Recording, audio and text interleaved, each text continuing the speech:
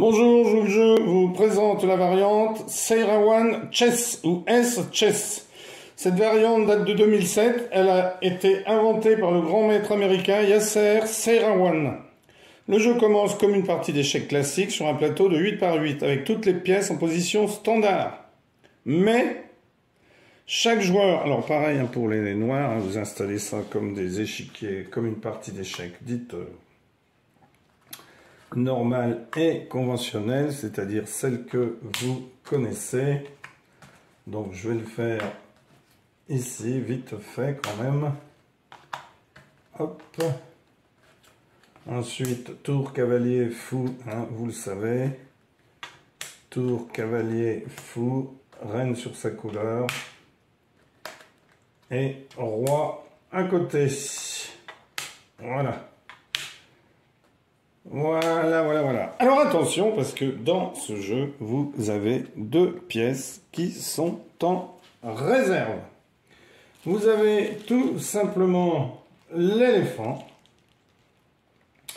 et vous avez le faucon. Alors le faucon, il faut que je le retrouve. Il n'y a pas le vrai, il n'y a que le faux. Donc, où est-il, ce gentil petit faucon? Eh bien, écoutez, je l'avais, je ne le trouve plus, bien entendu. Alors, je vais prendre... parce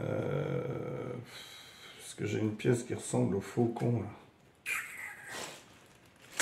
Ah, j'ai dû l'égarer, je l'avais tout à l'heure pour expliquer, voilà. Allez hop, on va prendre ça. Ça va être le faucon. Donc, les bleus ont un faucon en réserve et les blancs ont un faucon et un éléphant. Et les bleus ont aussi un faucon et un éléphant. Alors, l'éléphant combine les mouvements de la tour et du cavalier. Alors vous pouvez très bien remplacer l'éléphant par cette pièce qui vous montre que c'est la tour et le cavalier, c'est plus explicite. Alors ici elle est noire parce que j'en ai pas trouvé de bleu, puisque dans les pièces bleues ce sont les éléphants. Mais je trouve qu'ici c'est plus parlant pour se souvenir des mouvements.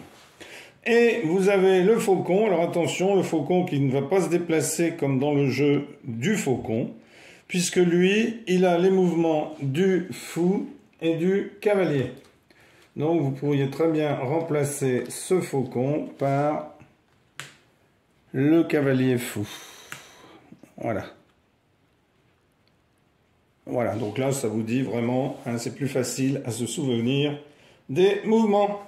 Alors, comment est-ce qu'on insère des pièces? Bien, chaque fois qu'une pièce du premier rang quitte son emplacement, l'une des deux pièces en réserve peut prendre sa place.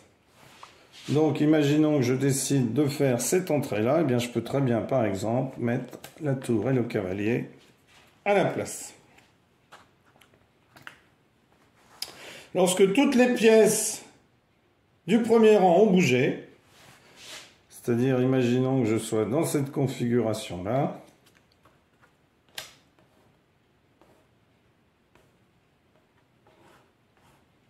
eh bien, si je n'ai pas fait rentrer une de mes deux pièces ici, je ne peux plus les faire rentrer.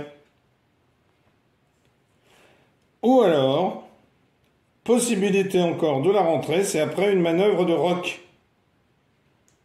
Une pièce en réserve peut prendre la place laissée vacante par le roi ou bien par la tour. Donc, imaginons qu'on fasse le roc ici. Soit ma pièce viendrait ici à la place du roi, ou ici à la place de la tour. Voilà. Alors, dans cette variante, la protection du roi prend une importance accrue. Une pièce capable d'attaquer à distance, comme la reine, la tour ou le fou, peut en effet se voir tout à coup soutenue dans son attaque par une pièce féerique qui rentre sur le plateau. Voilà. Eh bien, merci pour avoir suivi cette vidéo. À bientôt pour une nouvelle vidéo. Au revoir.